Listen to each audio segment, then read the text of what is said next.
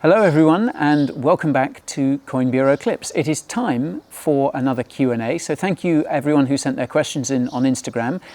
As you can see, I'm in a slightly more glamorous location today. And in fact, I think a lot of people were asking that. Where on earth are you and what are you doing there?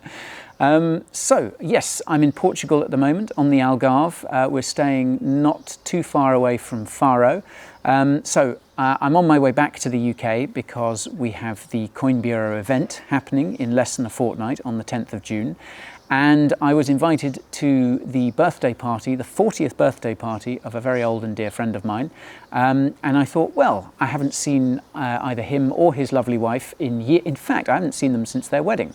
So Mrs. Guy and I decided that we would stop off here on our way back to London, go to this 40th, which was the other day, which was great fun, and then just spend a few days kind of working from a villa here on the Algarve. And it's been lovely. The weather is nice and hot, but a lot cooler than Dubai, and there is this lovely swimming pool as well. So that's the first question done. What on earth are you doing in Portugal? I'm going to read some of the other ones off my phone as well. The first question comes from Al-Shehzero, and they're asking, will AI replace you one day? I would say probably yes. I think it looks like AI is going to replace probably most of us, so I don't see why I would be any exception. But don't worry, I'm going to fight it tooth and nail. I don't want to be replaced by AI. I love what I do, yeah, I'm going to push back against it for as long as I can. But hey, I mean, you know, AI, it's moving so fast. Who knows? So yeah, short answer is probably. Okay, next question. Quite a few questions, obviously, about hardware wallets recently.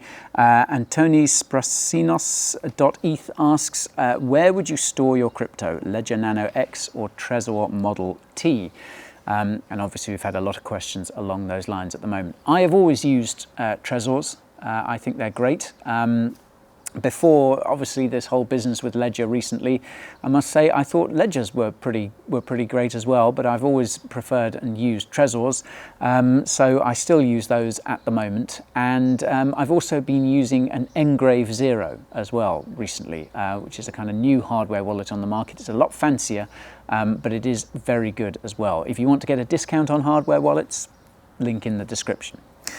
Okay, Cat Quantum is asking, and a lot of people are asking this as well.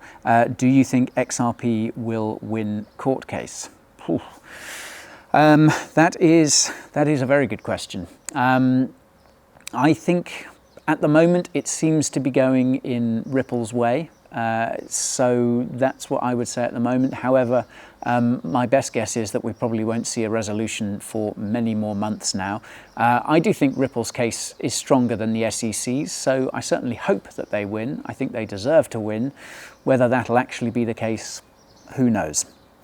Tammem Ben Youssef asks, do you think this summer will be BTC/ETH season or altcoin season? Why? I don't think this summer is going to be much of a season for anything. I think probably the only crypto likely to do well is BTC, because I think ETH and other alts could bleed into BTC. If you're a fan of Ben Cowan, you'll know that he's been talking about Bitcoin dominance a lot, and I generally tend to agree with him. I think BTC will probably be seen as the kind of safe haven asset for crypto over the next few months. Essentially, I'm kind of expecting prices to largely chop sideways. Occasional breaks to the upside and the downside, but I don't think it's going to be a particularly wild summer as far as prices go, for lots of reasons, liquidity being one of them. Okay, let's move on to the next page. Sparky Jackson asks, which Harry Potter character would be a Bitcoin Maxi?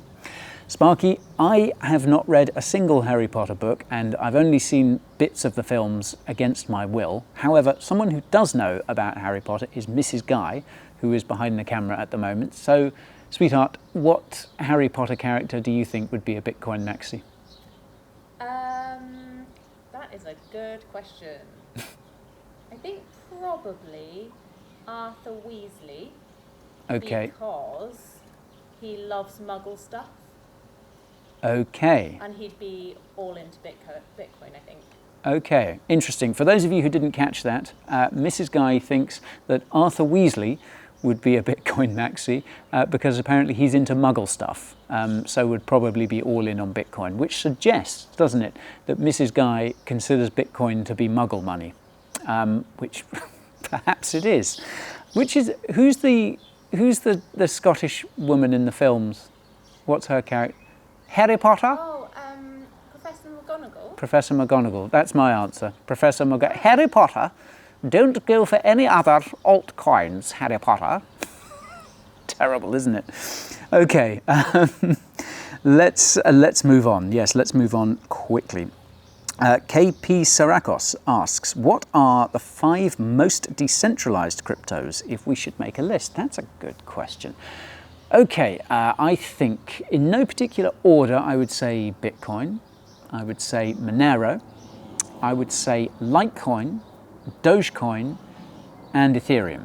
Now, Ethereum does come last because although I think it's decentralized from a validator point of view, I think a lot of Ethereum's infrastructure is still very centralized. So it doesn't make the cut because of that. Apologies for the plane flying overhead, by the way, the downside of shooting outside. But in terms of those other ones, I think because they've got a good, you'll notice that they're all proof of work, and obviously that's because of the decentralization of nodes and miners, and the fact I've omitted virtually all layer ones from that because even if you have 100 million validators, if they're all storing data on Amazon Web Services, doesn't make it decentralized. So I think, yeah, those 4 proof of works and Ethereum, but Ethereum still has a long way to go until it's properly decentralized, but certainly more so than most. Okay, just got time for a couple more. Still lots on wallets and XRP. Okay, what about, is there a shortage of decent crypto representatives? If so, is it worrying? Who would you choose against the SEC? And that's from Decentrian. I don't think there's a shortage of good crypto representatives. I think there's lots of great people in crypto who are flying the flag and doing great work. Who would I put up against the SEC? I mean, I think at the moment, probably the best candidates would be someone like Brian Armstrong. Now, I know some people may not be fans of Coinbase, but I think in terms of putting someone up against the SEC who they would listen to and who would have their ear, I think Brian Armstrong would be good because he's an American success story. Whatever you think of Coinbase, he's built it into one of the most successful companies in crypto. It's gone public. It's one of the few crypto companies to go public. It's one of the best known companies in all of crypto. It's an American company still, even though they're talking about opening an offshore exchange. So I think Brian would be a good one to go up and talk to the SEC. He seems to be kind of moving into that role a bit, which is good to see. I tell you who I would love to see go up against the SEC would be Arthur Hayes. He's a little bit more outspoken than Brian, but if you've listened to him talking to Peter McCormack recently on the What Bitcoin Did podcast, or indeed the Bankless guys on their podcast recently, he is a brilliant mind. Listen to both of those episodes and check out his blog as well because he's amazing. So Brian Armstrong, but I'd love to see Arthur Hayes go head to head against Gary Gensler. I think that would be pure box office. Nearly dropped my phone in the pool there. Okay, I think we've got time for one more. This is a kind of longer one. Okay. Question. In a time when we're trying to establish crypto in the world, where crypto keeps being challenged as a security, aside from Bitcoin, why would any exchange list coins that have no pillars for crypto to move forward, i.e. Pepe? How can an exchange say, trust us and we will follow your local laws, while at the same time listing the shitcoins that only damage investors? Can't see who that's from. That's a good question. I mean, I guess, why do exchanges list coins like Pepe? Well, The answer's in 2 words, and that's trading fees. That's how exchanges make the bulk of their money. And yeah, obviously times are pretty lean for exchanges in comparison to what they have been. So that's basically why they're listing coins like Pepe and many, many others, is in order to get a cut of those trading fees, in order to get a cut of that revenue. That's how they survive. And I mean, I guess there's an argument for saying that especially centralized exchanges, or the larger exchanges, if you like, shouldn't list these meme coins because that makes it harder for investors to get their hands on. I think there's something to be said for that. I think there's also a lot to be said. Investors need to choose. Investors need to be educated to make the right choices. People are always going to invest in meme coins, unfortunately. There's always going to be people chasing that rainbow. So yeah, I kind of believe people should have the choice, really. So there you are. But yeah, short answer is trading fees. Anyhow, that's about it for today. I might jump in this pool now because it's quite obviously not with all this on. But thank you to everyone who sent in questions, and I will be back very soon. I think the next Q&A will probably be from back in the UK.